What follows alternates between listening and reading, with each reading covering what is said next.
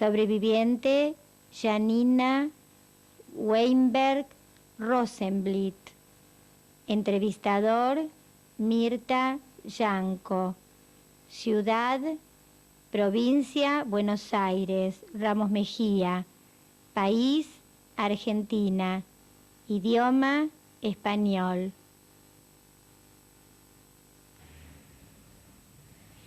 Hoy es septiembre 26 de 1996.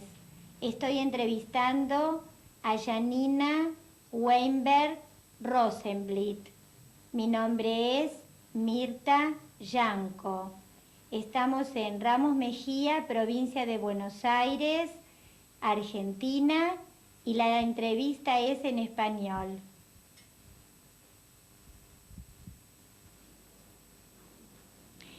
¿Cómo se llama? Janina Weinberg. ¿Dónde nació? En Varsovia, 30 de enero de 1922. ¿Tenía hermanos? Sí, tenía 2 hermanos. ¿Cómo se llamaban? Uno se llamaba Samuel y el otro se llamaba Josef. ¿Por qué dice que se llamaban? Y porque ya no están más. ¿Qué pasó? Murieron en la guerra. ¿Cómo se llamaba su papá? León. ¿Y a qué se dedicaba su papá? Era mayorista en textiles. ¿Y su mamá cómo se llamaba? Natalia. ¿Y a qué se dedicaba? No era ama de casa, no trabajaba. ¿Ustedes eran judíos ortodoxos? Ortodoxos no puedo decir, pero religiosos sí. Explíqueme por qué eran religiosos. Porque se mantenía la tradición judía. Mi papá hacía las oraciones judías que se hace, todas las costumbres judías, la casa era kosher. Y nos educaron también en ese sentido, en ese ánimo judío. ¿Iban al templo? Sí. ¿Siempre? Para las fiestas. ¿En Shabbat? En Shabbat iba tal vez mi papá, no me acuerdo bien, pero mi mamá para las fiestas y nosotros, los hijos también, para las fiestas, íbamos al templo. ¿Recuerda algún Pesaj en su casa? Y recuerdo cada Pesaj de mi casa, porque el primer Seder siempre estuve en mi casa y el segundo Seder en la casa de mis abuelos. Me cuesta hablar. ¿Quién decía o quién leía la Agadá de Pesaj? Mi hermano. La Agadá mi papá, pero las preguntas hacía mi hermano, las 4 cayot. ¿Recuerda algún Shabbat en su casa? Nada en especial, cada Shabbat se festejaba. ¿La vida en Varsovia era tranquila en esa época? Tranquila, como para mí, personalmente, tranquila. Se sentía en Polonia el antisemitismo siempre existió, pero yo no lo sentía, porque nos movíamos solamente en el ambiente judío, íbamos al colegio, a los 3 colegios judíos, así que no teníamos relación con polacos, con católicos. ¿No tenía amigos cristianos? No. ¿Las escuelas a las que usted iba eran escuelas privadas? Sí. Iba a un colegio privado que se podría decir integral. Hice la primaria y la secundaria en este colegio, con hebreo. ¿Por eso lo llama integral? Sí, con hebreo, historia judía, Tanaj, así como acá. ¿Recuerda por alguna circunstancia algún maestro en especial? Y al que más recuerdo, tal vez por las circunstancias, porque era mi profesor de historia quien hizo el archivo del gueto de Varsovia. Y se llamaba Emanuel Ringelblum. Yo no pensé que... Él era su maestro de historia. Sí. ¿Qué recuerda en especial de él? Tengo recuerdos especiales. Era un muy buen profesor, lo queríamos mucho. Y lo que hizo haciendo el archivo de gueto era una gran obra. ¿Archivo del gueto de Varsovia? Que es ahora como museo en Varsovia. Yo estuve ahí y lo vi. ¿Qué es lo que archivó? Todo lo que pasó en Varsovia. Todos los afiches, todos los documentos, todas las... ¿cómo decir? Todo lo que venía de los alemanes, todo está ahí. Él lo guardó en latas y se escondió esas latas bajo tierra en Varsovia y después de la guerra se descubrió. Después vamos a volver a Ringelblum cuando usted hable sobre el gueto. Volvamos nuevamente a su infancia. Sí. ¿Tenía amigas o amigos en esa época en la escuela? Sí.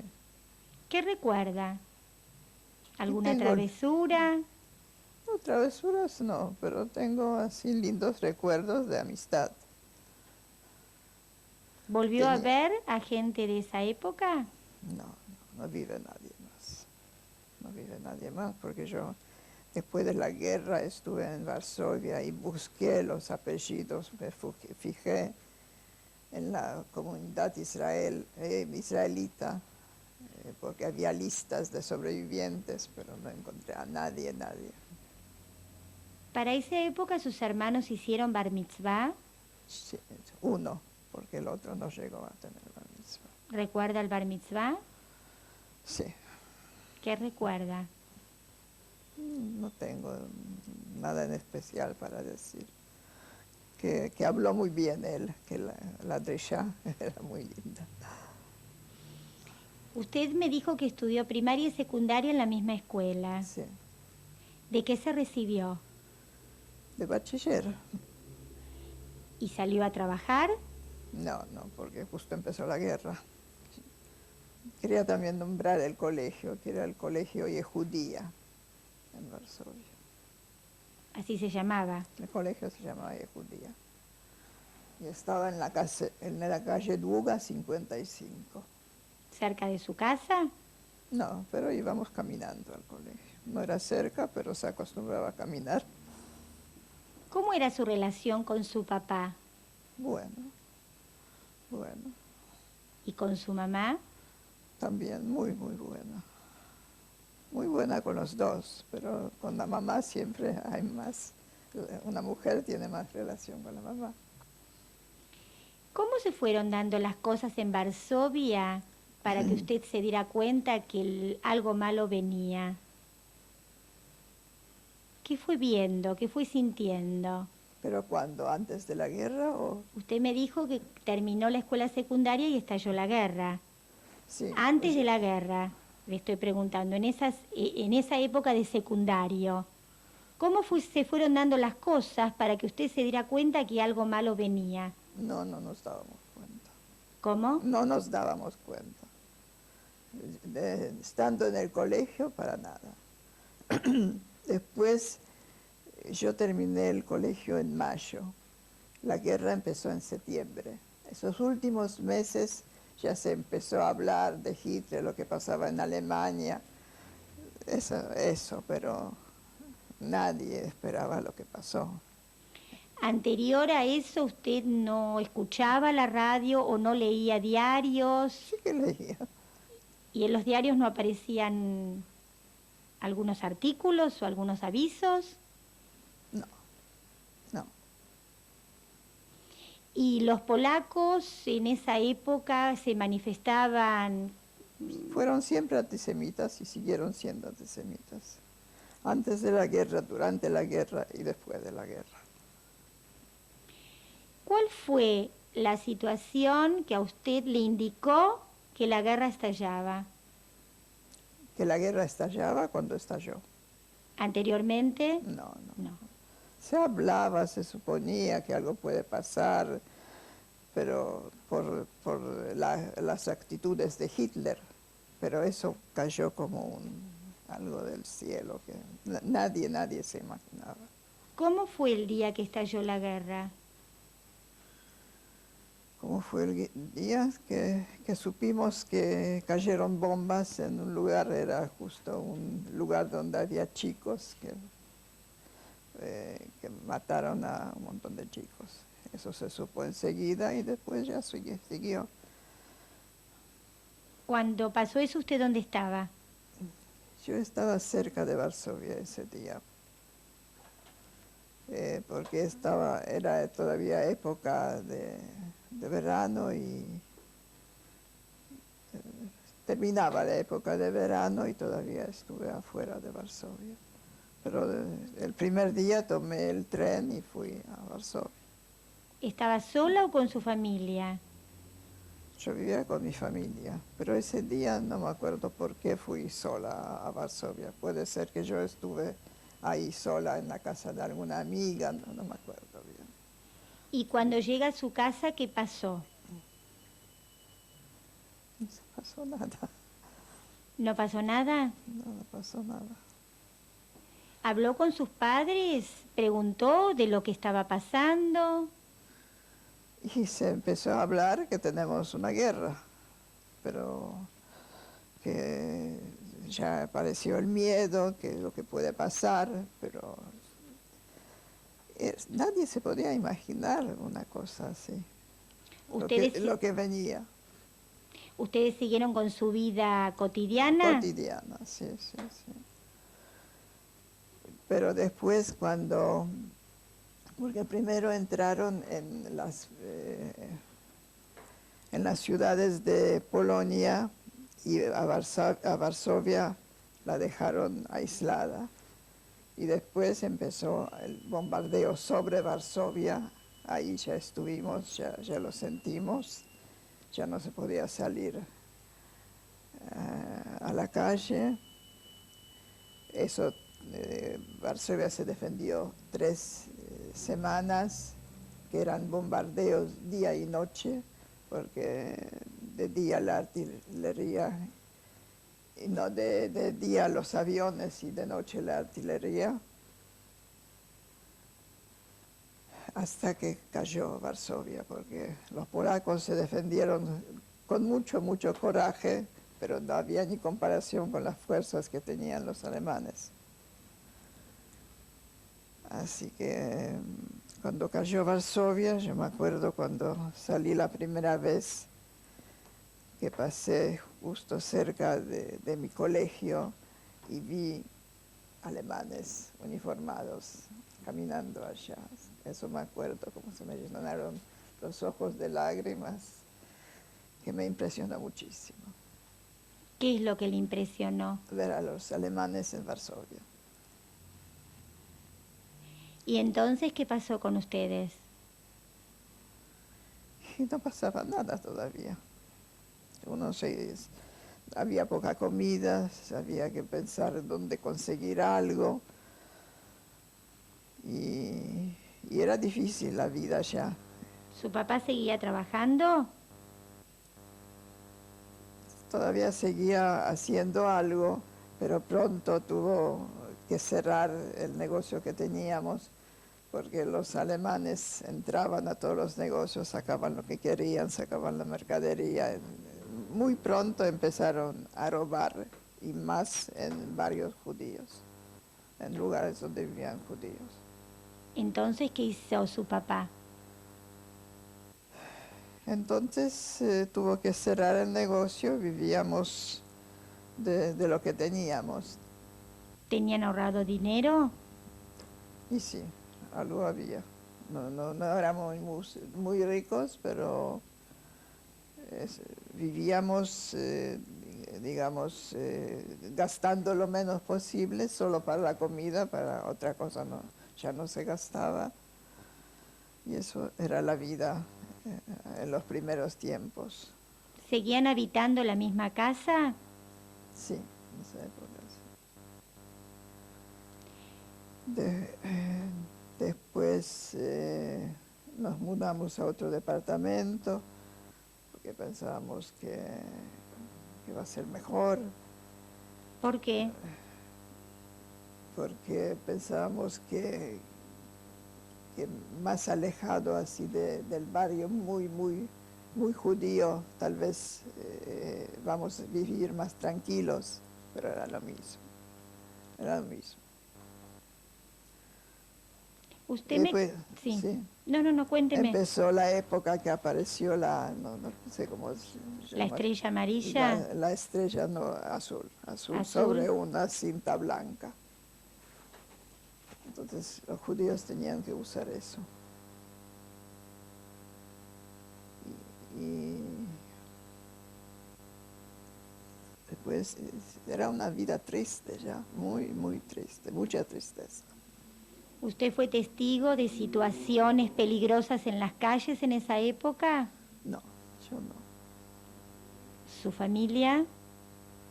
No, creo que no. En esa época todavía no. Yo hablo ahora de los primeros meses de la guerra.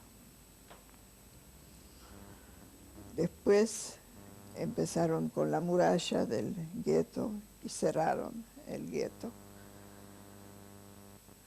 Cuando el gueto estaba cerrado, el miedo era muy grande, ya se empezó a hablar que acá mataron a alguien, allá mataron a alguien, que venían noticias de las provincias, de las ciudades chicas, que empezó el miedo. Pero mi mamá nos decía siempre, pero eso en Varsovia no puede pasar, porque hay tanta gente en Varsovia. No puede pasar nada en una capital. Se pensó que en los pueblos provincianos o en las pequeñas ciudades que pasaban cosas, pero que llegaban esas noticias a Varsovia, pero en Varsovia nos parecía que era imposible que pueda pasar una cosa así. ¿El departamento donde ustedes vivían estaba dentro del gueto? Sí. ¿Ustedes en el gueto pudieron seguir habitando ese departamento? Mientras, sí, al principio sí. ¿Solos? Solos, pero al principio. ¿Y de qué se mantenían al principio? Y siempre lo mismo, de lo que teníamos, porque no había posibilidad de trabajar, de hacer algo. En esa época, ¿qué hacía usted en el gueto? Y no hacía nada, porque era una vida así de no dedicarse a nada. Pero después de esos primeros meses, yo empecé a ir a un curso, porque hasta había cursos, había escuelas en el gueto. Escuelas escondidas, a escondidas. Pero esos cursos, por ejemplo, eran oficialmente de 2 años de contaduría. Eso lo hice para hacer algo en el gueto. Pero aparte de eso, ¿no? ¿Y sus hermanos qué hacían dentro del gueto? Y nada. El más chico todavía también iba a un colegio así a escondidas. Y el mayor nada. El mayor a lo que se dedicaba un poco, que tenía contactos con las guerrillas, así que estaba al tanto más o menos de lo que pasaba, pero no nos contaba. ¿Cómo? Yo después me di cuenta que no nos contaba en esa época todo lo que sabía. ¿Cómo es que tenía contactos con la guerrilla? Y porque él era, no sé cómo se llama eso, Boy Scout, se llama también en castellano, ¿sí? era Boy Scout, y ese grupo de jóvenes tenía contactos con la guerrilla. Eran los polacos que luchaban en contra de los alemanes.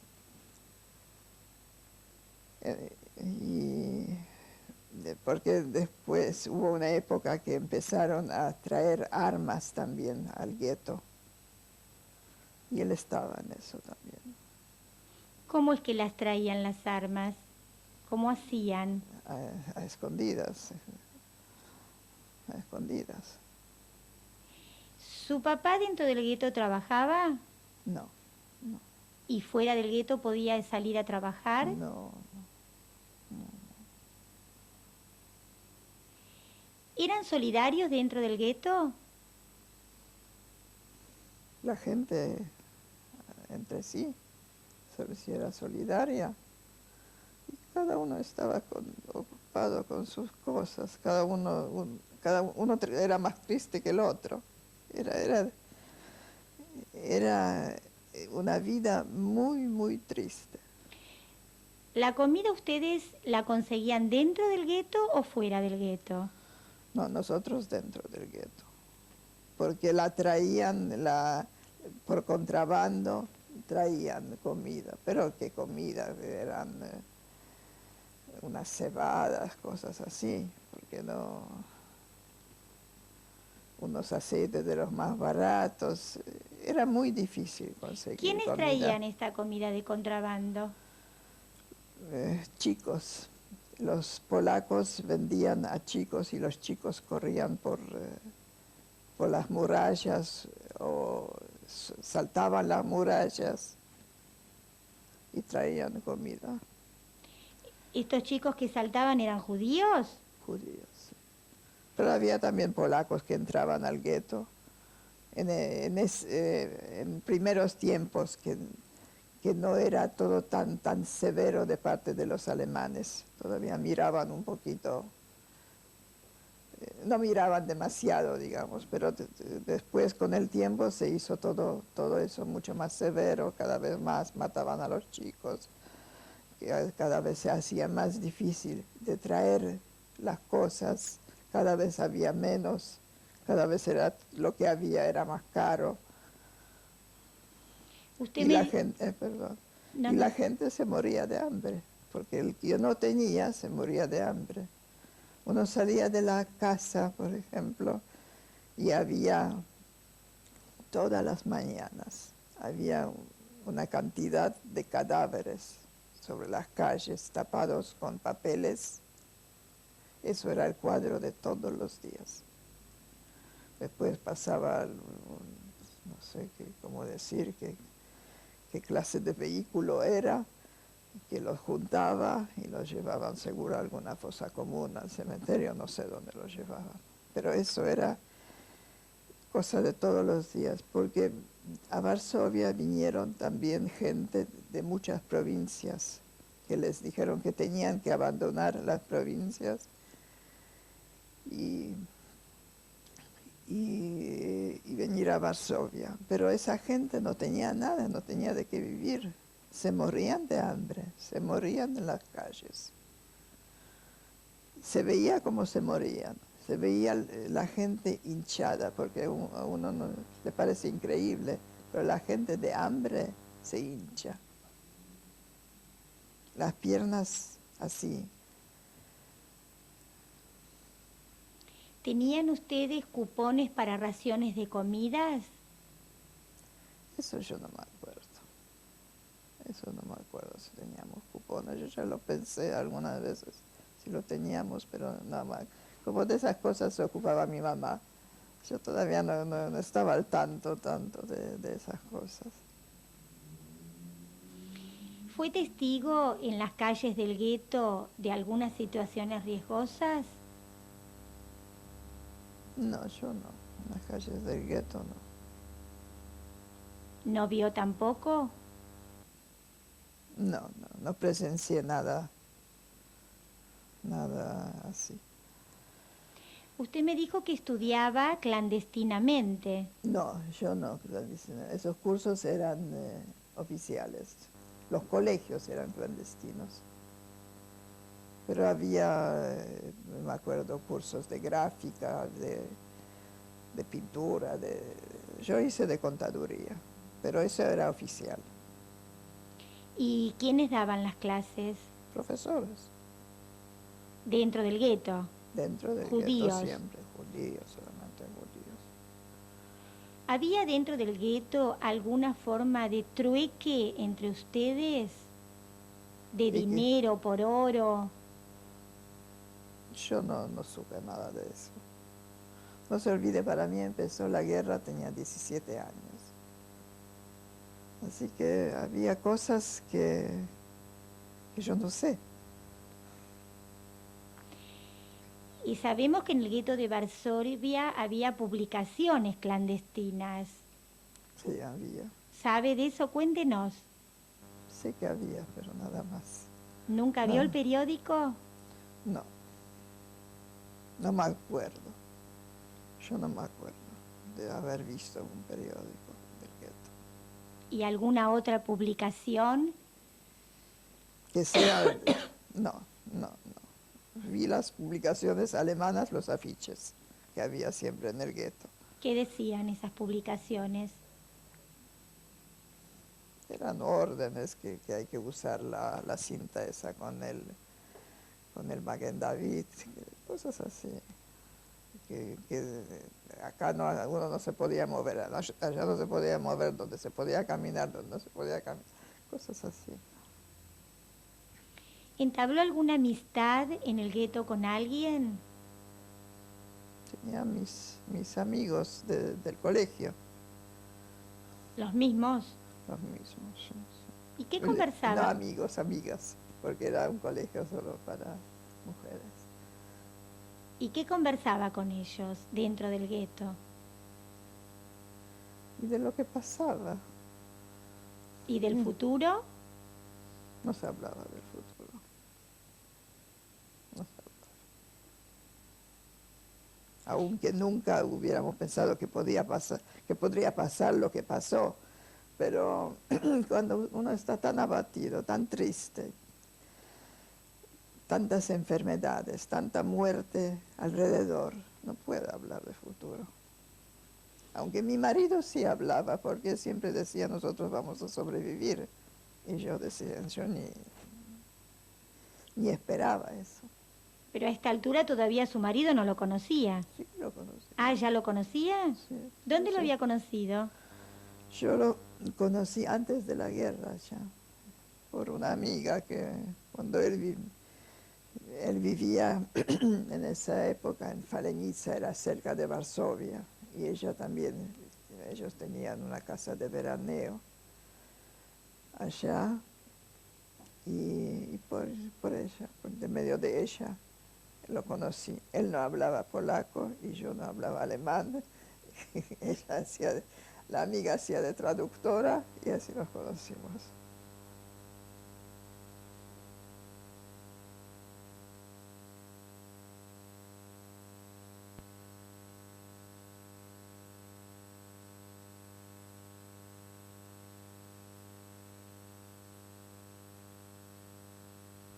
Janina, estamos en el gueto de Varsovia. Yo le había preguntado si usted había sido testigo de alguna situación fea. Una vez que estuvimos caminando con mi marido por la calle, que era mi novio en esa época, pasó un alemán y le dio un golpe en la cara. ¿Cómo decir eso? Una paliza. Eso es lo que presencié.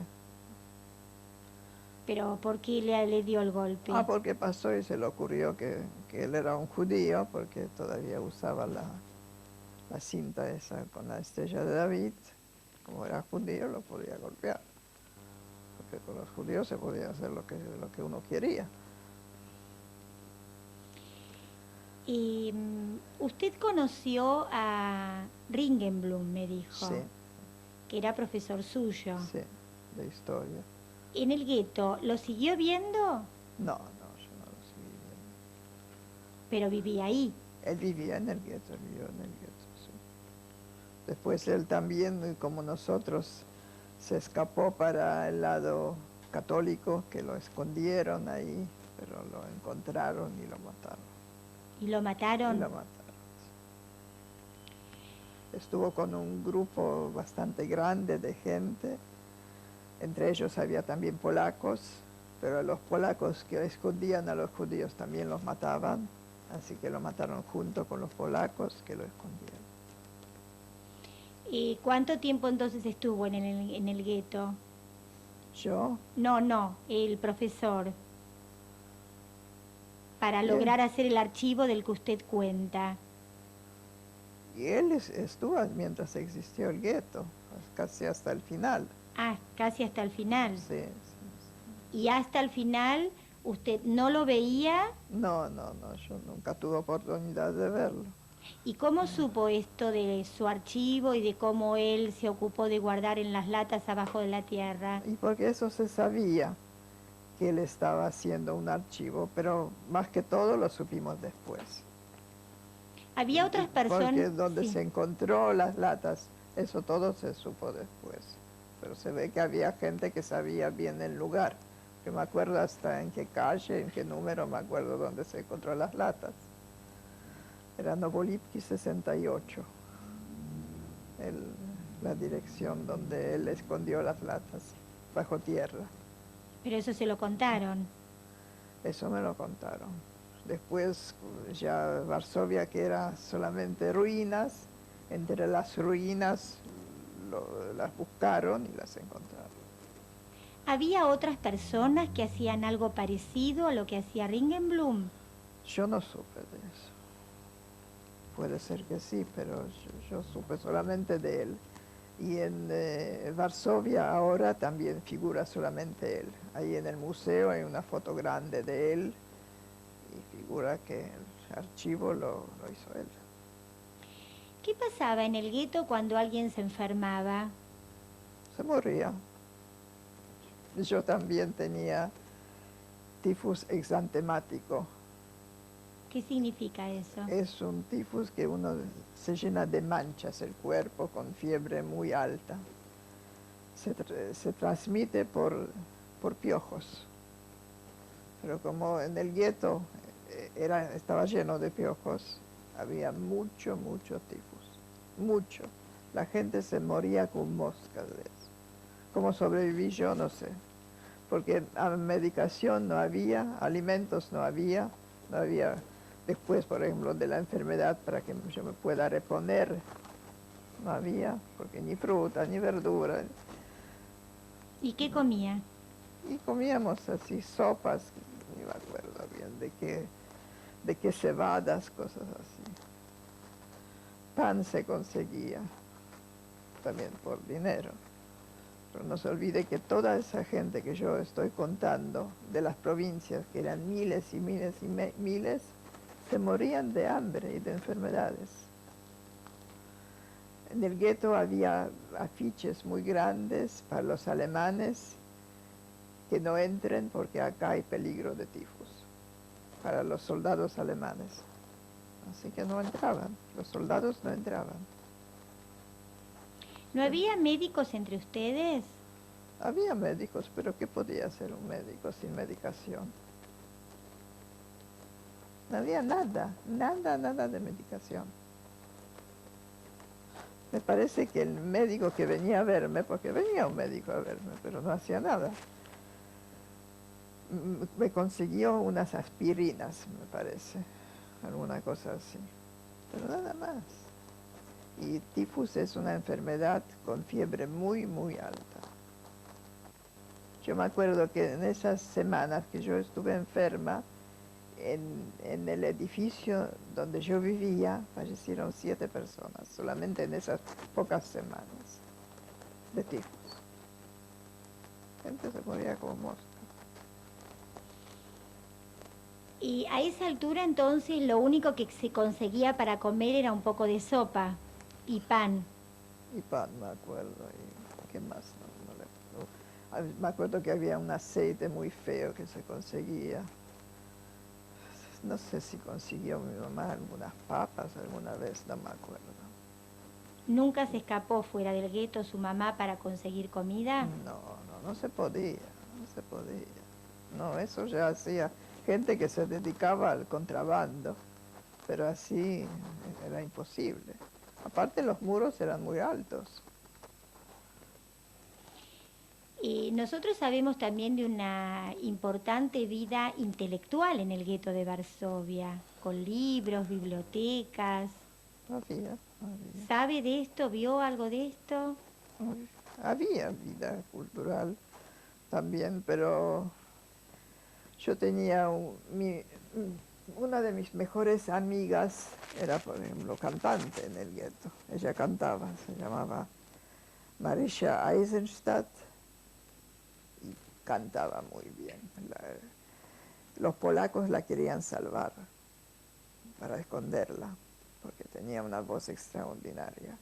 El padre de ella era el dirigente del coro de sinagoga en Varsovia, y ella tenía ese don tan grande. Y cantaba, porque había hasta lugares así de confiterías, digamos, y ella cantaba para poder mantenerse, cantaba en esa confitería. Había un coro del gueto entonces. ¿Un qué? Un coro del gueto. No era un coro del gueto, ella cantaba. No, el coro le hablo en tiempos normales, que el padre era dirigente del coro. Usted me dijo que había una sinagoga en el gueto, o varias.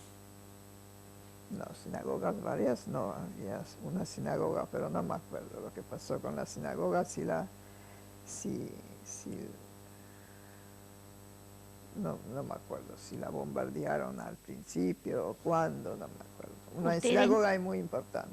¿No iban a la sinagoga? A esta sinagoga no, porque había, en el gueto se acostumbraba, y en tiempos normales también, que había lugares que se llamaban Stiebel, donde se oraba. ¿Y ustedes iban? Sí. Y yo iba con mi mamá, que estaba orgullosa, que yo les enseñaba a las señoras donde se oraba porque sabía hebreo, entonces podía seguir todo. ¿Recuerda algún Pesaj o algún Rosh Hashanah en el gueto? Nada en especial. Me acuerdo que todo era triste. Nosotros también sabemos de jóvenes del gueto como Ante Zuckerman o Mordechai Anilevich. ¿Usted los conoció? No. No sabía de ellos. No me acuerdo cuando supe de ellos. Pero... ¿Qué sabe del Judenrat del gueto de Varsovia? Y el Judenrat en Varsovia no tenía buena fama, porque era gente que colaboraba con los alemanes, que ellos les daban las órdenes y ellos cumplían. Cuando empezaron esas acciones así ya fuertes en el gueto digamos, cuando se acercaba a la solución final del gueto, el presidente del Judenrat, ese que era una buena persona, se suicidó. ¿Recuerda el nombre? Sí, Cherniakov. ¿Y? Y los que quedaron, les digo, seguían las órdenes de los alemanes. Por ejemplo, ¿qué órdenes? Por ejemplo, había entregas de algo de comida y ellos lo recibían. No me acuerdo si recibían las cartas para los tickets, no sé, para la comida para la gente que estaba, no me acuerdo en qué lugares, pero existía algo de eso, que se recibía algo de los alemanes para comer. Y de eso se ocupaba la comunidad esa, el Judenrat. ¿Presenció alguna entrega de judíos del Judenrat cuando los alemanes lo pedían? Los alemanes muchas veces entraban al gueto y le exigían al Judenrat la entrega de una cantidad de judíos. Eso cuando ya empezaron las acciones. y sí. ¿Recuerdan haber presenciado alguna entrega de estas? Porque los juntaban sí, los juntaban los policías judíos a la gente que tenía que entregar el Judenrat de las calles, los juntaban policías judíos. Una vez me acuerdo que caminaba por la calle y había ahí un camión de esos que juntaba a la gente y me hicieron subir. Pues le dijo uno al otro, pero déjala bajar. Me bajaron. Así que era una de esas casualidades que no me llevaron en ese momento. ¿Cómo elegía el Judenrat a la gente para entregar?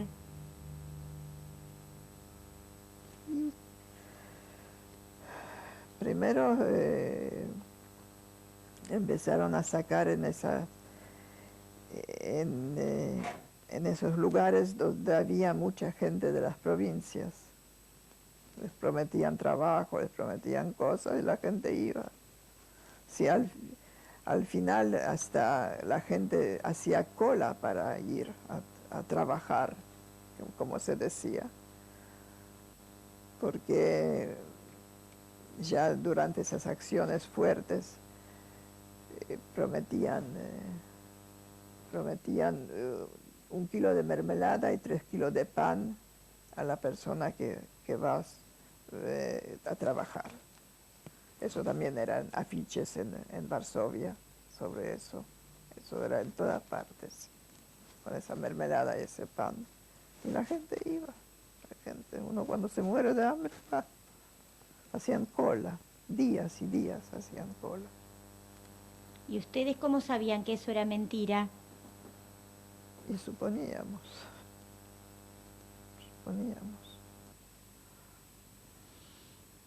¿Qué pasa entonces con usted y su familia? En esta época de las acciones graves.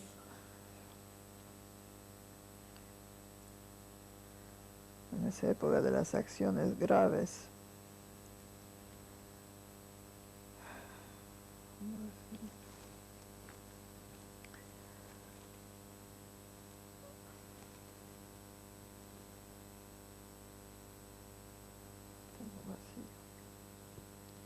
¿En algún momento tuvieron, sus hermanos tuvieron que entregarse, los llevaron ahí?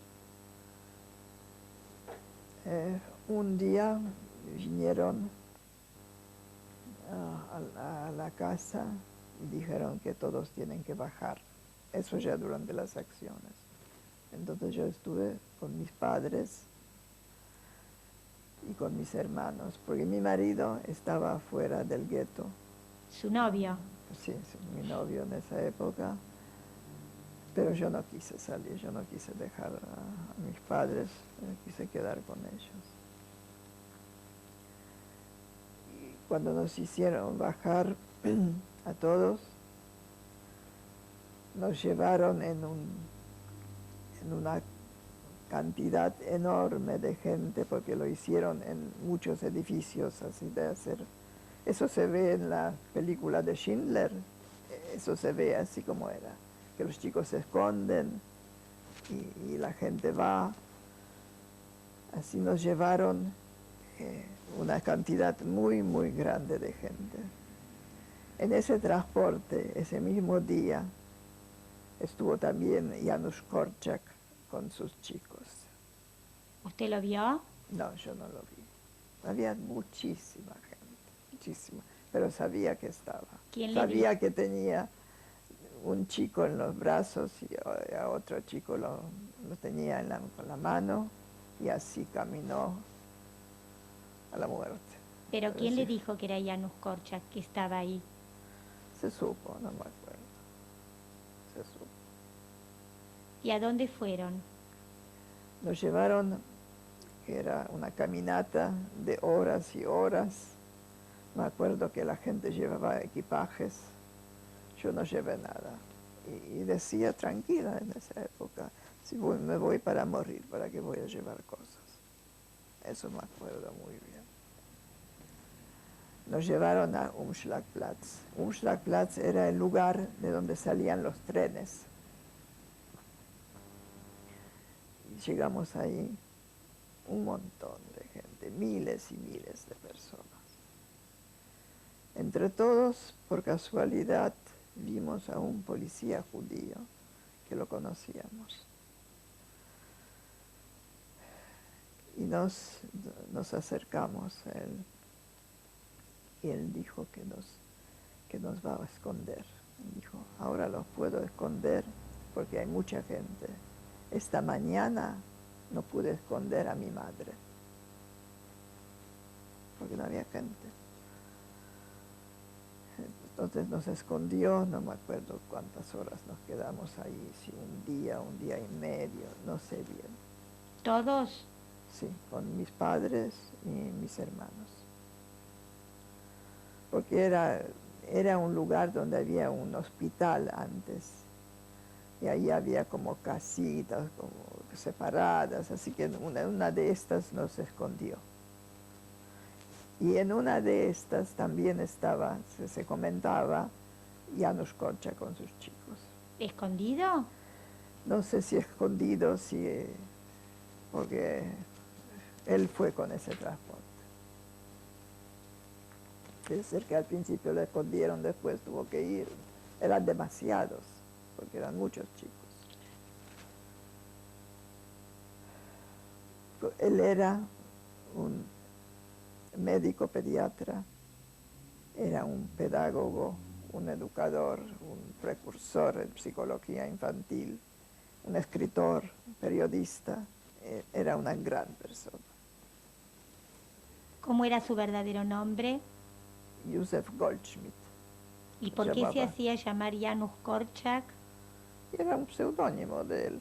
Tal vez quería tener, como trabajaba también en la radio, tal vez quería tener un apellido polaco, supongo, para que le sea todo más fácil. ¿Qué estaba diciendo ahora? Cuando estaba escondida en Umschlagplatz.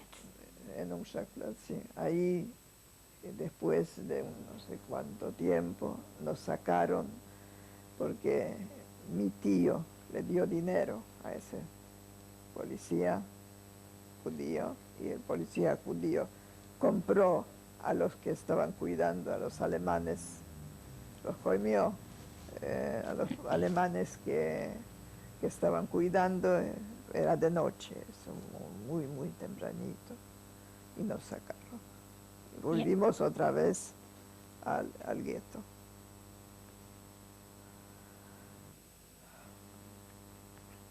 Pero eso ya era más o menos en el principio de agosto. ¿El 42? Sí. En el gueto, una pregunta quería hacerle. ¿En el gueto alguna vez escuchó la radio clandestina? No. ¿Sabía que en el gueto había transmisiones? Sí, pero así la gente no lo escuchaba. Ni tenían radio. Aparte estaba prohibido, pero era pena de muerte por escuchar radio. Bien, el año 42 vuelve al gueto. ¿Qué pasa? Nos quedamos en el gueto, entonces en esa época ya se empezaron a formar fábricas que trabajaban para los alemanes en el gueto. Una fábrica que hacía uniformes, me acuerdo, uniformes blancos, porque era para Rusia, para disimular con la nieve. Y en esa fábrica pudimos entrar, la gente que entró así en las fábricas era por mucho dinero. Era muy, muy difícil. O eran grandes especialistas, digamos, sastres importantes, ellos sí, porque los necesitaban, pero gente que no sabía casi nada de eso, entraba por dinero. ¿Su papá tenía tanto dinero? No tenía tanto, pero por lo que me acuerdo también mis tíos pusieron dinero, se juntó porque lo hizo toda la familia. ¿Toda la familia entró a la fábrica? Sí. ¿Tiene idea de cuánto era el valor que tuvieron que pagar? No, pero se daba en brillantes, en joyas, así se pagaba. Pero entramos todos, con los abuelos, con los chicos, todos. Y se hacía que se trabajaba. Y algunos trabajaban. Un día nos juntaron, se vivía ahí en edificios grandes, no sé si 15 personas en una habitación, 20 personas en una habitación, ya no me acuerdo. Ah, Así se vivía. no volvió a dormir al departamento. No, ya, por eso digo, después de eso entramos a una fábrica. Entonces había que dejar el departamento y vivir allá cerquita.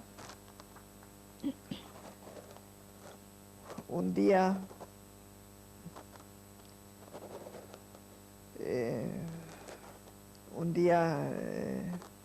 nos juntaron todos que trabajaban en la fábrica y la gente mayor y los chicos se quedaron en el edificio. Y ese día nos tuvieron muchas horas ahí en la fábrica y llevaron a todos esos chicos. Entre ellos estuvo mi hermanito de 10 años y a los abuelos, porque yo tenía todavía abuelos, a todos. Todos los llevaron. ¿No los volvió a ver? Fueron todos a Treblinka. Después de eso... ¿Su mamá y su papá quedaron? Sí, porque eran gente joven todavía. ¿Y su Estaban hermano trabajando, mayor? Y mi hermano mayor. Menor que yo, pero era 1 año y medio menor que yo. Yo en esa época era 42, tenía 20 años y él tenía 18.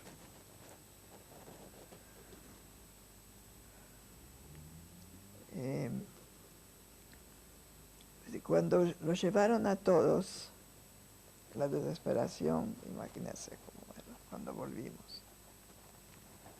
Yo conseguí para hablar por teléfono con mi marido, que vivía afuera del gueto, y él me dijo que si yo salía, vamos a poder algo para salvar al chiquito. Y con ese engaño él me sacó del gueto, porque yo no quise salir del gueto. ¿Y cómo la sacó? Él no me sacó, pero yo salí, pero salí porque él me prometió eso, que vamos a hacer algo, se puede, me dijo. Y él sabía que no se podía. Entonces yo me acuerdo que me subí sobre los hombros de un tío mío que era muy alto, subí sobre el muro y salté. ¿Cómo no me rompí las piernas, que no me pasó nada? No entiendo. Porque sobre el muro también había vidrio.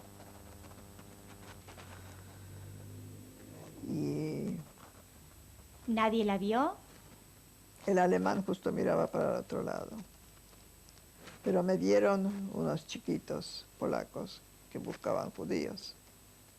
Pero si yo le cuento ahora toda la historia esa de mi salida del gueto, es mucho. No importa.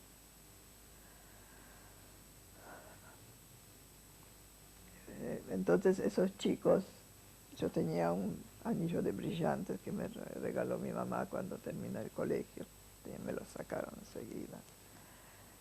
Tenía uno, como pensé que tenía que dar dinero para salvar a mi hermanito, llevé una cantidad de relojes. Esos chicos me sacaron todo.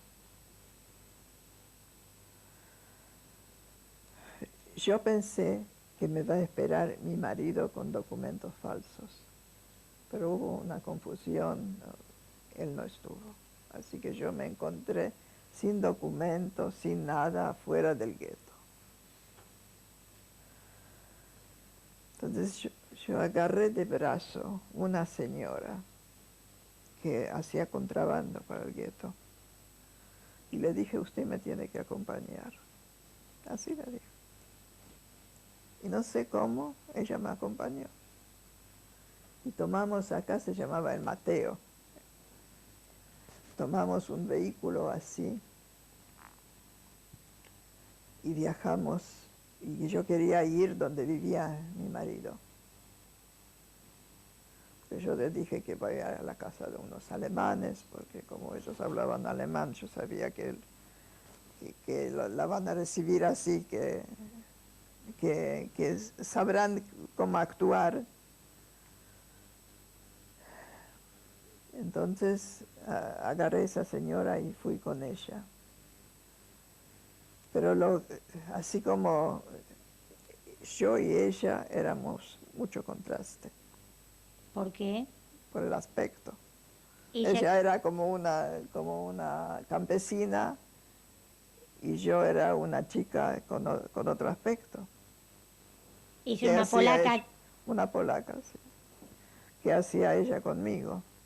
Se metió un policía en ese Mateo así del costado, se paró. Y le dice al que manejaba ese Mateo que nos lleve a la Gestapo. Y yo le dije, ¿y qué va a tener usted si me lleva a la Gestapo? Yo no tengo nada, porque ellos recibían una parte de lo que, cuando llevaban a un judío, recibían una parte de ellos, de los alemanes. Entonces yo le dije,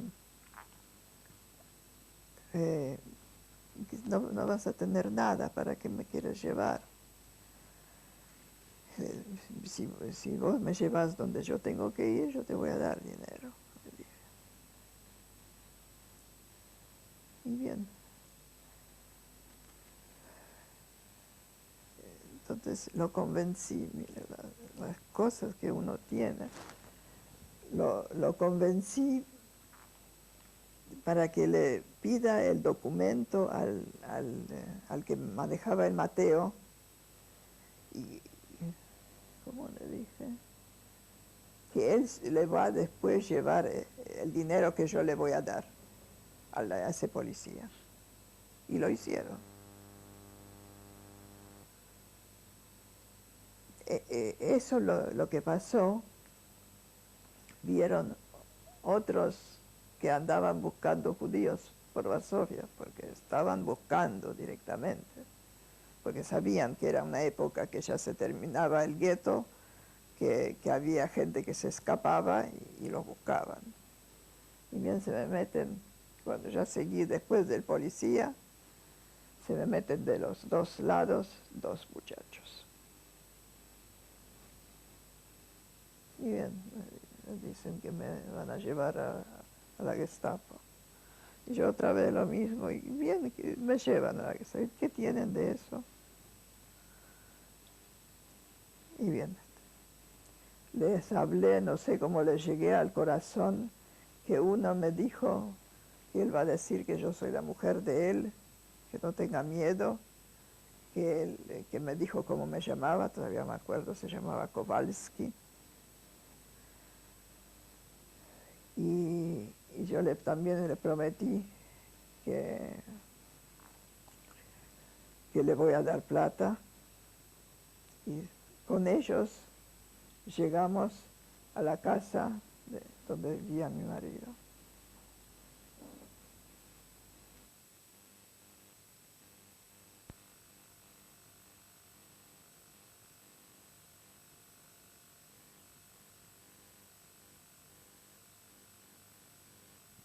Nos contó que llegó a la casa de su novio fuera del gueto.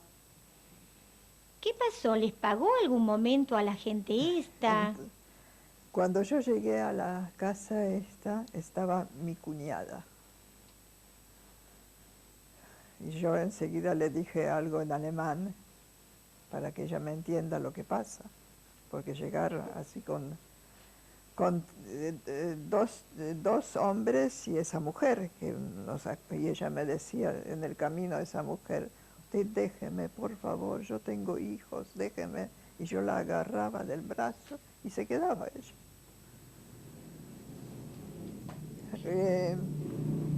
Entonces yo más o menos le expliqué en pocas palabras y le dije que ella simule que es alemana,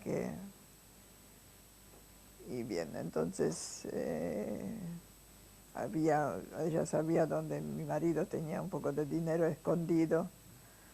A ella, a esa mujer le di el bolsito que tenía todavía con algunas cosas mías, le di, y ella a ellos les dio un poco de dinero y se mandó también al policía por ese que llevaba el Mateo.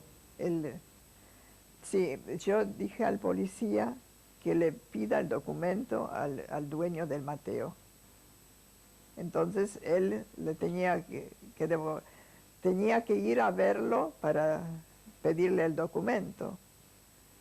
Entonces le dimos dinero a él también y se terminó esa odisea. Pero yo en esta casa no me podía quedar, porque ellos bien simulaban ser alemanes, y si el otro denunciaba algo, podía pasar. O quería chantajear y pedir más plata.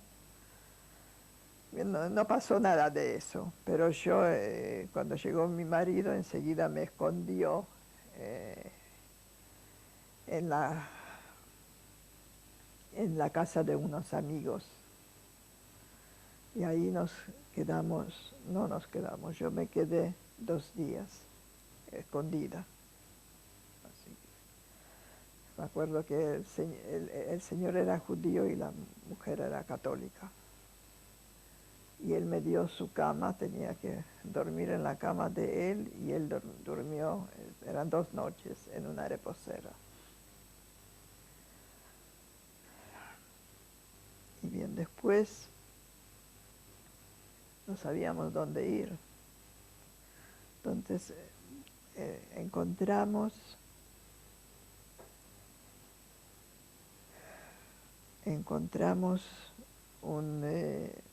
no lo encontró mi marido, un lugar cerca de Varsovia, se llamaba Miłosna. Encontró una pobre piecita para alquilar, para poder vivir allá, y él tenía que viajar todos los días a Varsovia porque él todavía trabajaba en esa época, pero sí, él ya como católico.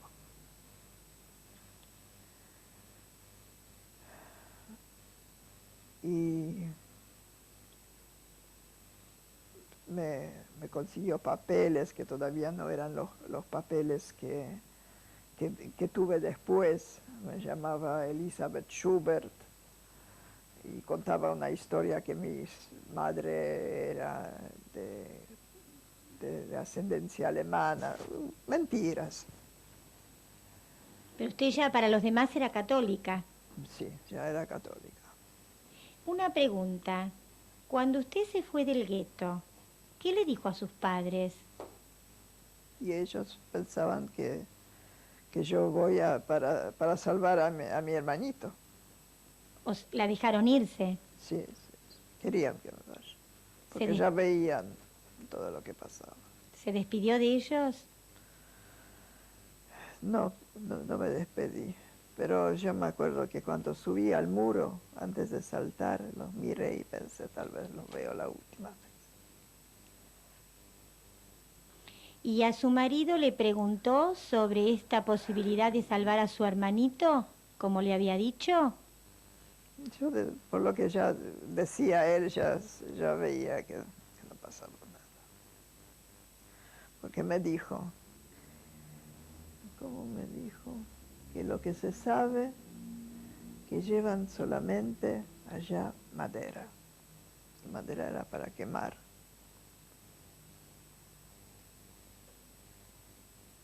Bien, vivía en el departamentito usted con el nombre de Elizabeth. Sí, Elisabeth Schubert.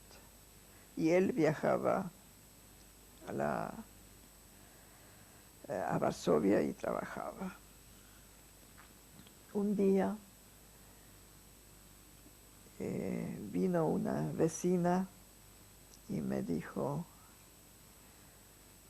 y lo comentó, porque había ahí varias familias que vivían, comentó en voz alta, no me acuerdo bien cómo, hay alemanes buscando judíos por todos lados, buscan judíos y gitanos.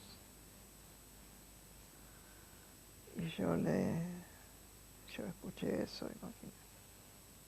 Entonces le dije, mira, que yo mi carta de trabajo no la tengo, entonces mejor que me escape, porque si me agarran sin carta de trabajo tal vez me mandan a trabajos forzados a Alemania. Y me escapé. ¿Sola? Salí sola de ahí, era temprano. ¿Y dónde ir? Se me ocurrió ir al cementerio. La idea que es incomprensible que a uno se puede ocurrir eso. Y yo que nunca iba al cementerio, por suerte todavía no tenía nunca necesidad de ir al cementerio. Pero se me ocurrió eso, que ahí no van a ir. Y me fui a ese cementerio. Y de allá se veía todo verde de los uniformes en el pueblo, porque el cementerio estaba en una colina. Y de ahí se veía todo. Era tremendo. ¿Cómo los alemanes buscaban? Sí, los alemanes que había. Ahí en el cementerio me encontré con una señora con un bebé en brazos. ¿Escondida también? No, cuento. Una señora con un bebé en brazos. Y me contó que vinieron a la mañana a la casa de ella. Ella era católica, pero el marido era judío. Y los sacaron y le dijeron que cabe una fosa. Cuando ellos le dijeron eso, él empezó a correr y lo mataron. Y ella se escapó enseguida de la casa y también se le ocurrió ir al cementerio. Y así que pasamos todo el día allá, hasta que estaba bien oscuro, que ya no se veía más alemanes. Sé que ese día llevaron a 22 gitanos y un montón de judíos de allá. ¿Cuántos vamos? No sé. ¿Y qué hacer después de una cosa así? Podrían venir mañana, no sabíamos qué hacer.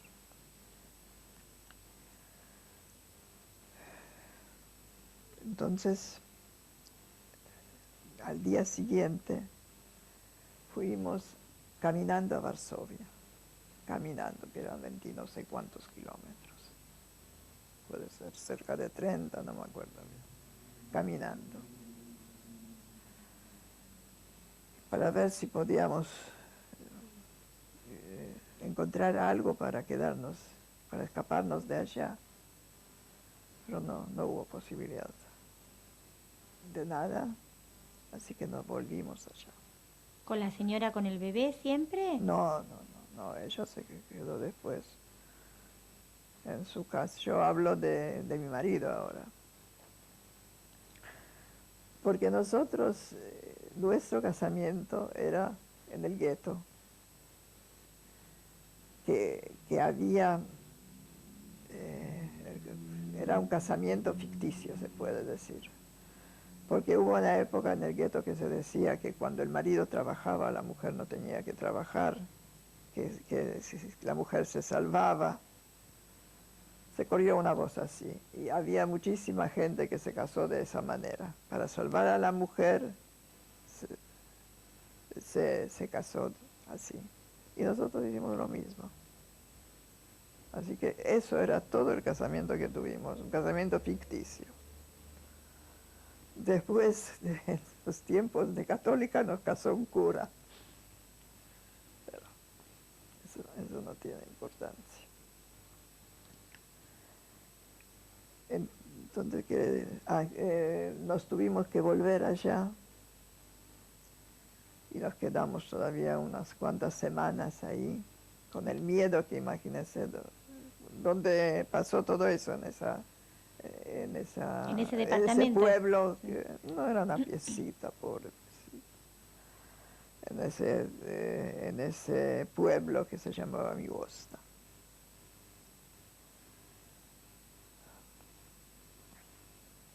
Después de un tiempo, mi marido hablando, él entre tanto trabajaba en una empresa constructora. ¿Usted ya tenía Siempre. papeles? En ese momento todavía no. Pero cuando él trabajaba en una empresa constructora y empezó a tratar de conseguir algo en Varsovia para nosotros. Él tenía un compañero de trabajo que quiso alquilar una habitación. Tenía un departamentito chiquito y quería alquilar una habitación. Y en ese interín, mi cuñado, que era Leo, consiguió papeles para mí. Y conseguí los papeles de Janina Krupinska. Y así me llamaba de ese momento. Usted habla de su cuñado, es el esposo de la hermana de su marido. Así es. ¿Y como Janina Krupinska pudo encontrar algún trabajo? Con el tiempo. Al principio vivíamos allá, después empecé a trabajar en la misma empresa donde trabajaba mi marido, como sabía alemán también. Y un poco de esos cursos de contaduría que hice, y un poco que sabía escribir a máquina, pude empezar a trabajar allá. ¿A esa altura sabía cuál había sido el destino de su familia? En ese momento ya sí.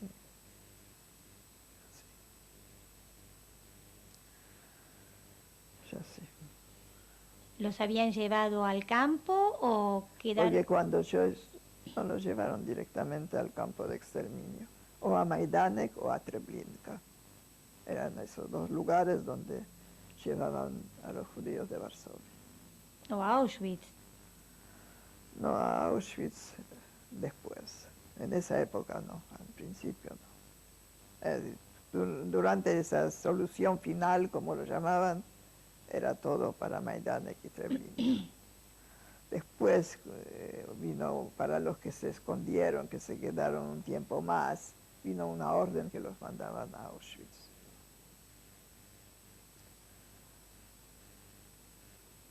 Y entró a trabajar en la empresa de su esposo. sí, trabajé allá, pareciendo una católica, contando cosas de mi familia, fingiendo, mintiendo, tremendo. A mí, por ejemplo, una compañera de trabajo me dijo una vez que ella a los judíos los reconoce enseguida. Ella mira las manos y reconoce a un judío. Y yo le pregunté, ¿cómo qué manos tienen los judíos? Y ella reconoce. Así era el ambiente de polacos en Varsovia. Había muchísimo antisemitismo. Cuando se quemaba el gueto estaban contentos, que lo único bueno que hizo Hitler era matar a los judíos. Había algunos que decían, ahora van ellos, después quién sabe lo que pasa con nosotros, pero eran muy, muy pocos, muy pocos. La mayoría eran antisemitas muy grandes y era muy, muy difícil vivir entre ellos. ¿Por el esfuerzo de fingir? De fingir y de escuchar. Imagínense cuando venía alguien, me contaba lo que pasaba en el gueto, cómo mataban a los chicos, cómo tiraban a la gente por la ventana. Porque también en tiempos cuando yo estuve de gueto, yo sé de casos que agarraban una persona, por ejemplo, la sentaban sobre una silla y la tiraban del cuarto piso. Así se divertían. Cosas así pasaban. Yo no lo vi, pero sé que pasó. Durante esa época, ¿tuvo que pasar alguna situación peligrosa algunos alemanes o guardias en algún momento le pidieron documentos? Muchas veces me pidieron documentos, muchas veces. En las calles había racias, había controles, que ellos caminaban de A7, de A9 con ametralladoras y pedían documentos. Una vez me pidieron documentos y uno dijo al otro, esa puede ser una judía. Y yo me hice que no entendía nada. Usted se imagina cómo se me doblaron las rodillas, pero hice que no entendí. Y el otro dijo, dejamos también. Y me dejaron pasar. Cosas así pasé. Una vez se me acercó una gitana y me dijo, vos tenés una mirada de judía. ¿Ella también se estaba escondiendo? No, en esa época no. ¿Y usted qué le contestó? Vos también. Yo así le dije. No sabía qué decir. ¿Ustedes en secreto, usted y su marido, en su privacidad, seguían siendo judíos? No éramos nada, se puede decir. Católicos no éramos, eso seguro. No, pero en privado, por ejemplo, si llegaba alguna fiesta o algo. Yo estaba contenta no saber, cuando no me enteraba de las fiestas. Eso me pasó mucho tiempo todavía después. ¿Que no se enteraba? Que no me quería enterar de los días de las fiestas. ¿Por qué? Y porque me traía muchos recuerdos. Y era para mí muy difícil. Para mí, por ejemplo, el mes de septiembre me resultaba siempre muy, muy difícil.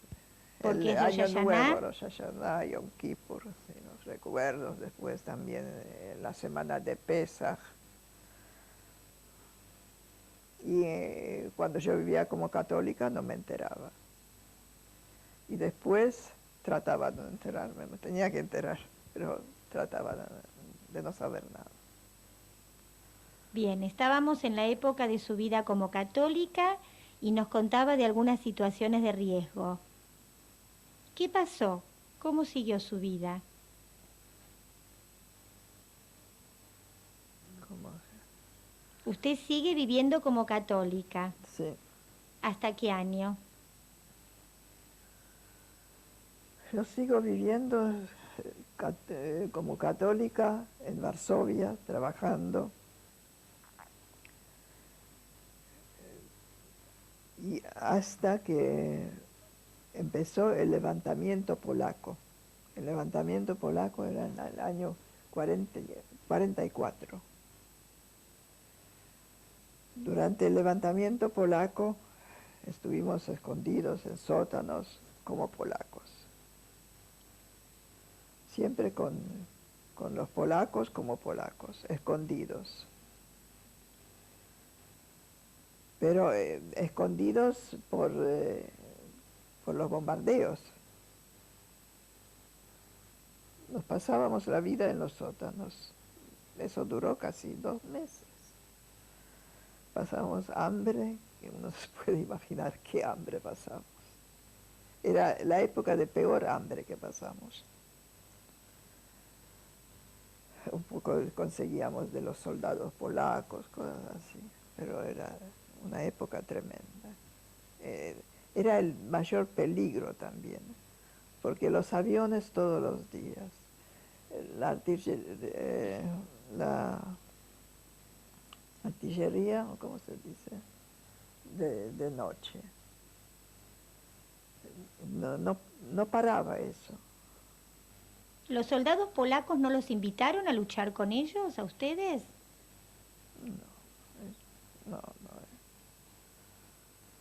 En esa época había muchos judíos que delataron que eran judíos, que no delataron, lo comentaron a los polacos, pensando que ya terminaba la guerra. Lo comentaron.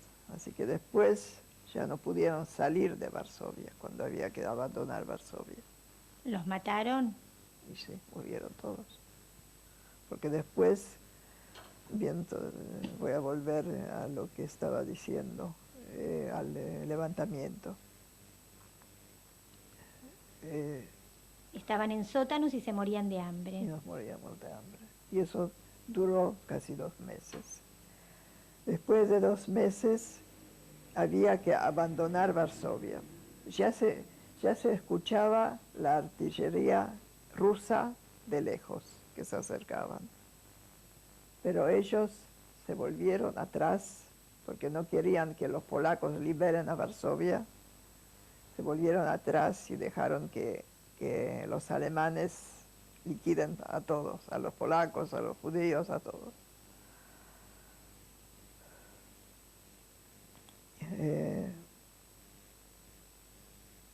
Entonces, cuando terminó el levantamiento, que entraron los alemanes, había que abandonar Varsovia. Todos tenían que abandonar Varsovia. ¿Y qué Todos. hizo? Y ahora abandonamos igual como todos los demás, como todos los católicos. ¿Y a dónde fue? Nos mandaron a Alemania. ¿A dónde? A Alemania nos querían mandar a un campo.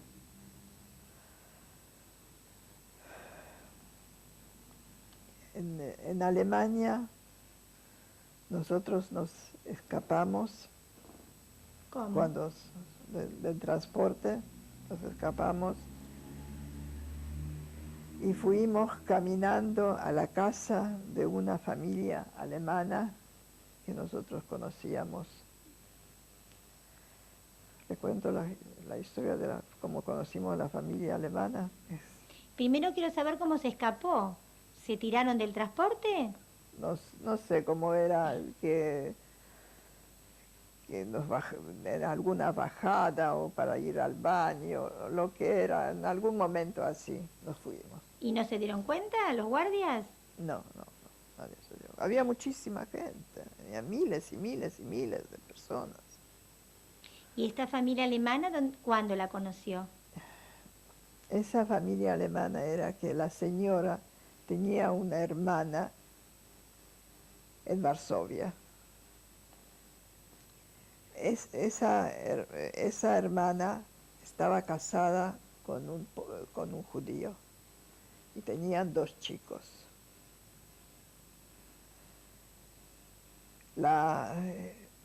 Mi suegra y mi cuñada, mi marido también, en esa época, vivían en la misma casa donde vivía esa señora con los chicos, porque al marido lo mataron. Esa señora se enfermó, estuvo muy grave, una enfermedad de pulmones, y falleció. Y quedaron esos chicos. Y mi suegra y mi marido, la hermana, se ocuparon mucho de esos chicos. Y esa hermana la iba a visitar también en tiempos de guerra. Y esa hermana no sabía cómo agradecerlo, porque también se la ayudó para una documentación para los chicos, para que ella los pueda llevar a Alemania. Ella, esos 2 chicos judíos, ¿no?, con el apellido Ellenzweig. Ella los salvó.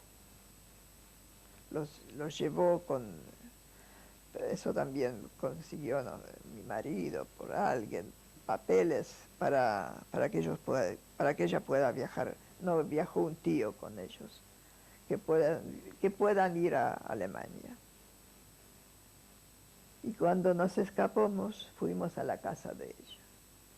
Nosotros sabíamos que podíamos ir a la casa de ella. Y nos ayudaron. Los recibieron. Nos recibieron.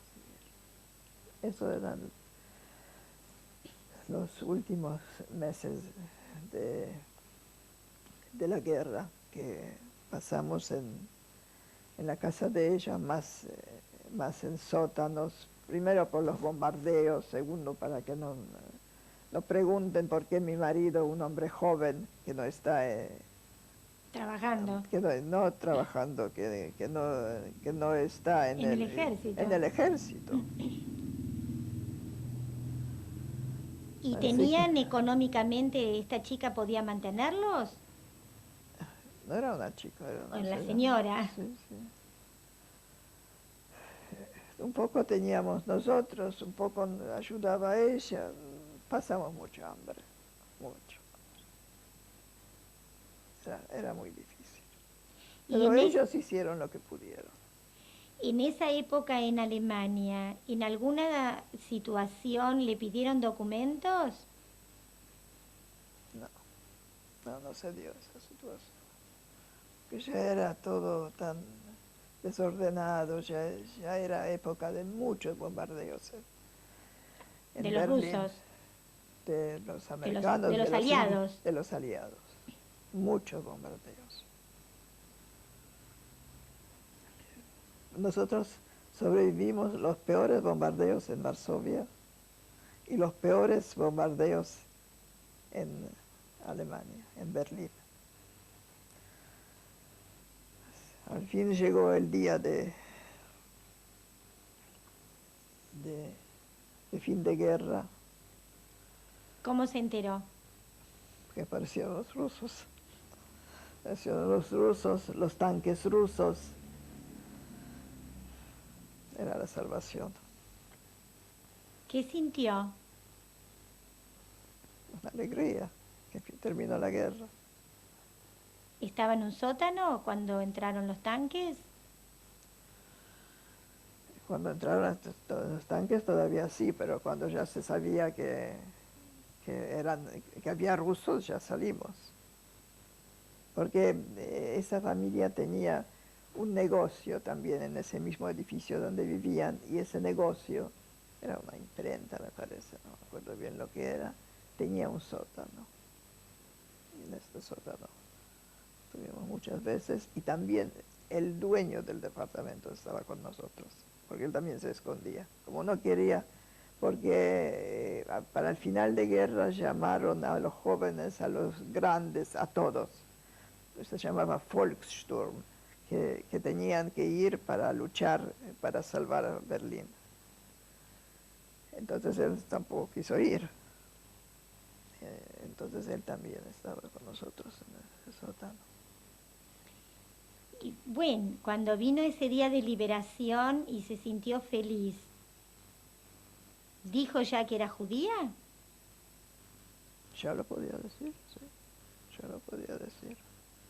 ¿Y qué hizo a partir de ahí? Y a partir de ahí los rusos entraban a las casas. Espere, me lo cuenta en el próximo cassette porque estamos terminando.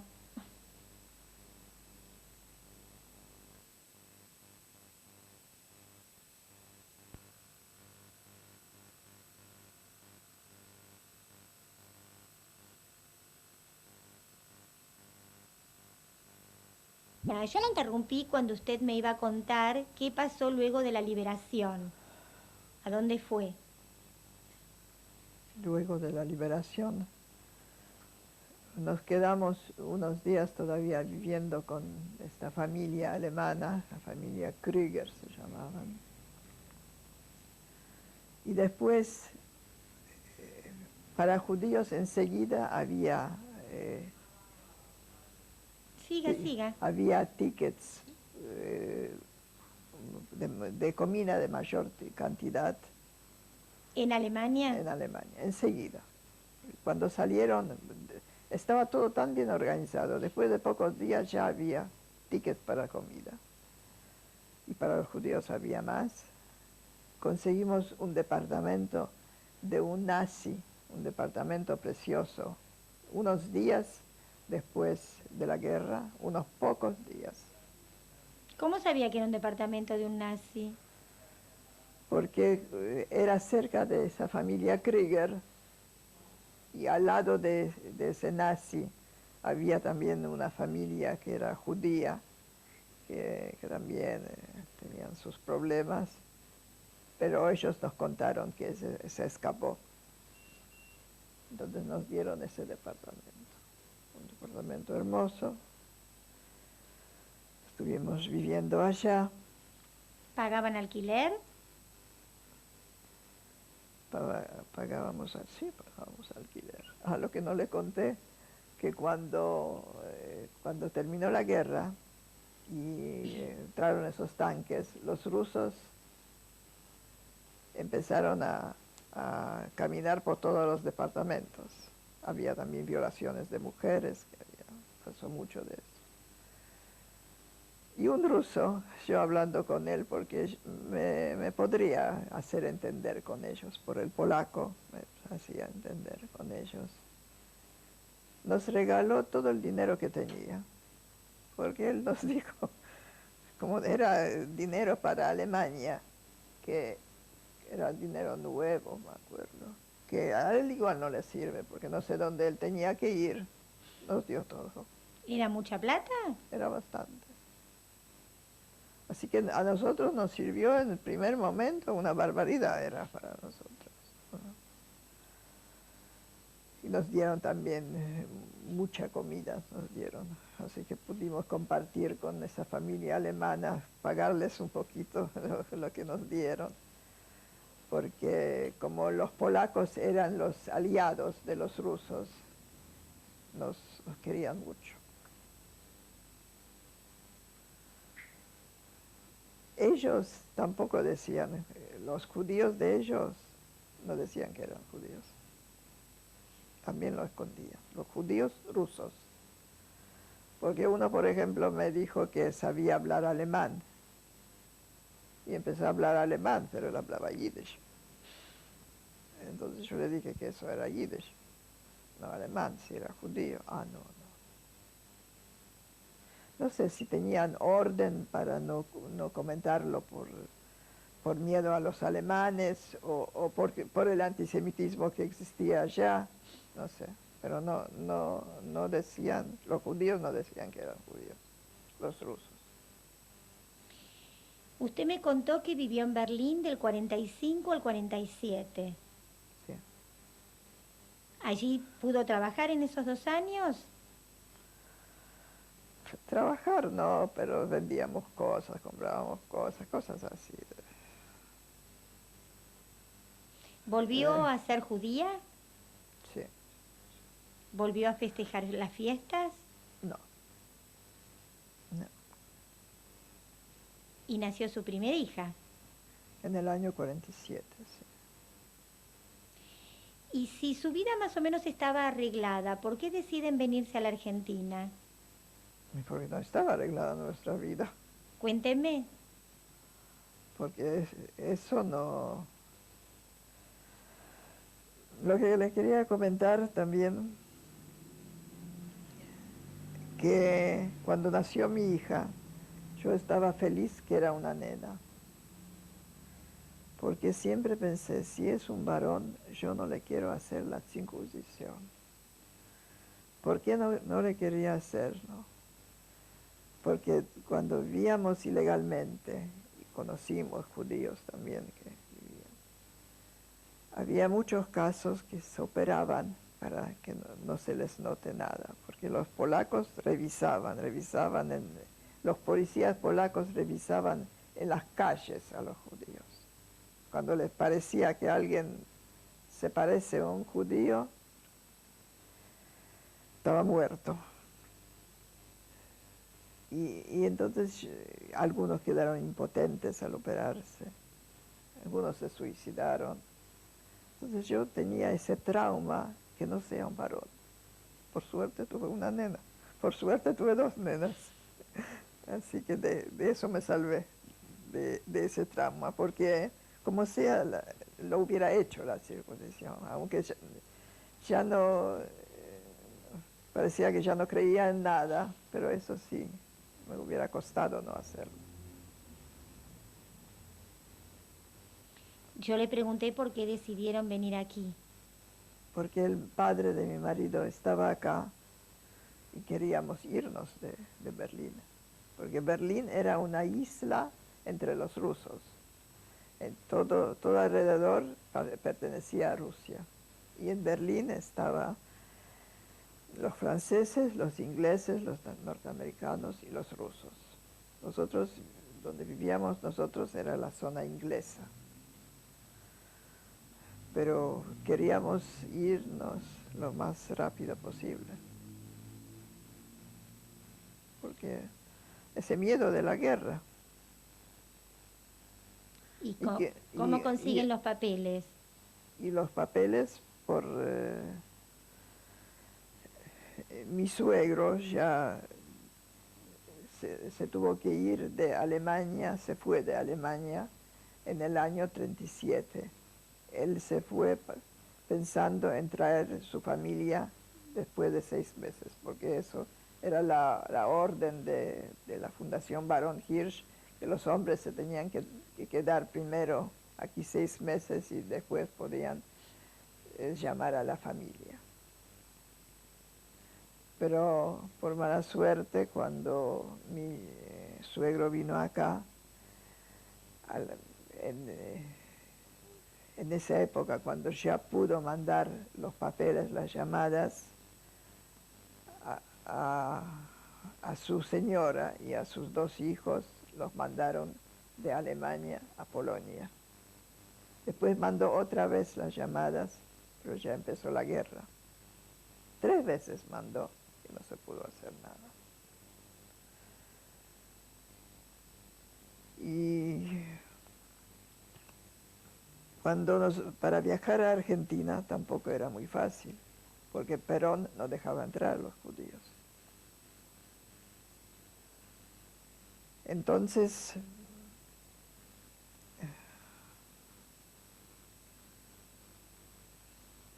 se me hace unas lagunas se me hace. Ustedes estaban en Berlín Sí, y recibieron la llamada de su suegro de aquí. sí. ¿Y qué hicieron? Pero cuando nosotros estuvimos, en ese momento, no, después de la guerra, durante la guerra sí llegaron las llamadas, que no se pudo hacer nada, pero ya después no, porque se ve que él no las podía conseguir acá, porque era época de Perón y no querían a los judíos. Se ocupaba de nosotros Hayas, una organización judía, que era como Joint, más o menos lo mismo. Y supieron que para ir a Argentina se podría ir por Paraguay. Ir a Paraguay y después por contrabando entrar a Argentina.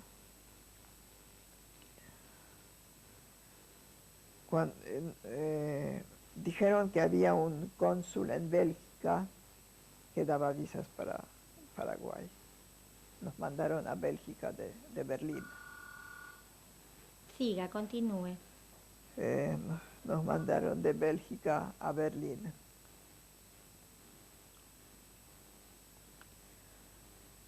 ¿Y de Bélgica? Un momentito. Y cuando de Berlín a Bélgica. Cuando llegamos a Bélgica, nos dijeron que el cónsul se murió. Ah, Así que nos quedamos sin papeles. Y nos quedamos ya viviendo en Bélgica. En Bélgica estuvimos 8 meses esperando los papeles, que prometían en un lugar, en otro lugar. Nos mantenía Hayas. Eso era lo único bueno, que nos daban dinero, no me acuerdo si cada semana o cómo nos entregaban, pero alcanzaba para poder comer, para poder vivir con la nena. Tuvimos esos meses ahí. Después se dijo que hay un cónsul, me parece que en Marsella, que da visas compradas, premiadas. Entonces fuimos a Marsella y conseguimos esas visas y viajamos a Argentina. Cuando estuvimos en el barco, se supo que esas visas eran, como decir, truchas, como decir en castellano bien, falsas. falsas, que eran compradas. Y a ese cónsul lo despidieron. Entonces nosotros ya no teníamos papeles, teníamos que viajar a Uruguay, era el cónsul uruguayo. Entonces ya supimos que no podemos viajar. Ese barco para ir a Uruguay pasaba por Buenos Aires. Y en Buenos Aires mi suegro hizo todo lo que pudo y consiguió en esos pocos días que estaba el barco acá en Buenos Aires, consiguió las llamadas. Había 58 personas en ese barco que se tuvieron que volver. Nosotros pudimos quedarnos y una familia más, o 3 personas más. Y todos los demás se tuvieron que volver a Marsella. Pero Perón prometió que podrán volver legalmente. Y lo cumplió. Volvieron. Pero se tuvieron que quedar varios meses después en Marsella. Acá llegamos a Argentina. Díganme, después aquí nació su segunda hija. Sí, pero unos años después, en el año 52. ¿Por qué cree que se salvó? No entiendo por qué me salvé. Eso no lo entiendo, porque yo digo, ¿por qué no se salvó Ana Frank y yo me salvé? Nunca lo pude entender. Y más lo pienso, menos lo entiendo, que me pude salvar. Porque estuve en tantas veces en situaciones de vida y muerte, que cómo lo sobreviví, no sé, no entiendo. No entiendo el por qué tampoco. Si usted tuviera que dejarle un mensaje a la gente que mire su video en un futuro, ¿qué les diría? ¿Qué les diría? Pienso que nunca más va a pasar una cosa así. Espero que nunca más. Nunca más. ¿Usted volvió a Alemania en algún momento? Sí. ¿Intentó buscar a su familia a ver si había alguien vivo? Cuando nosotros vivíamos en Alemania todavía, yo fui enseguida después que terminó la guerra, fui a Varsovia, a Polonia, y busqué, hice todo lo que se podía hacer para encontrar a alguien, que sea algún amigo, algún pariente. Pero no quedó nadie, ni un amigo, ni de mis padres, nadie. Yo, de mi familia, me quedé yo sola. Ahora que todavía no están presentes, ¿qué les diría a sus nietos? Que espero para ellos una vida mejor. La fundación a la cual yo estoy representando quiere agradecerle por habernos permitido conocer su historia. Gracias a usted.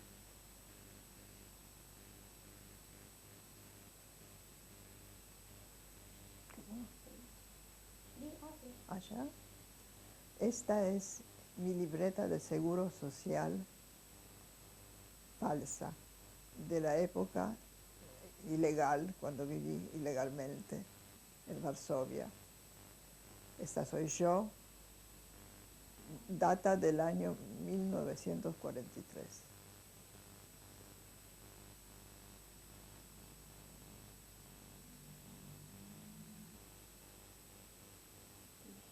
Esta es la misma libreta con mi nombre falso, Janina Krupinska.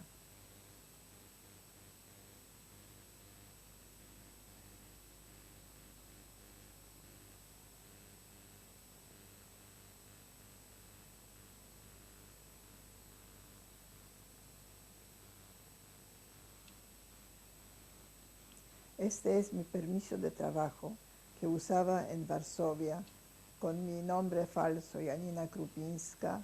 Se ve también el sello alemán.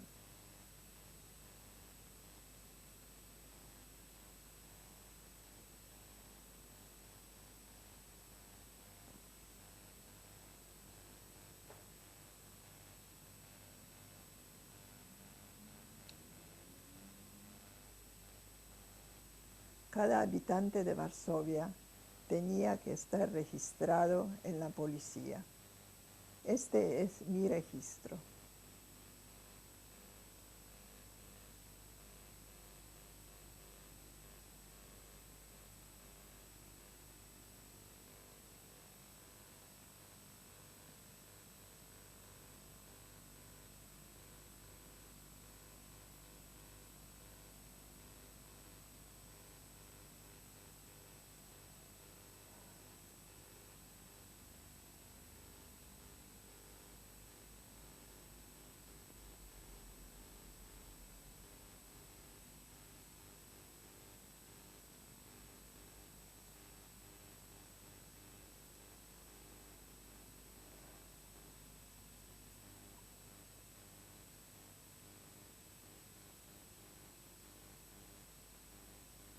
Ahora voy a presentar a mi familia, a mi marido Alejandro.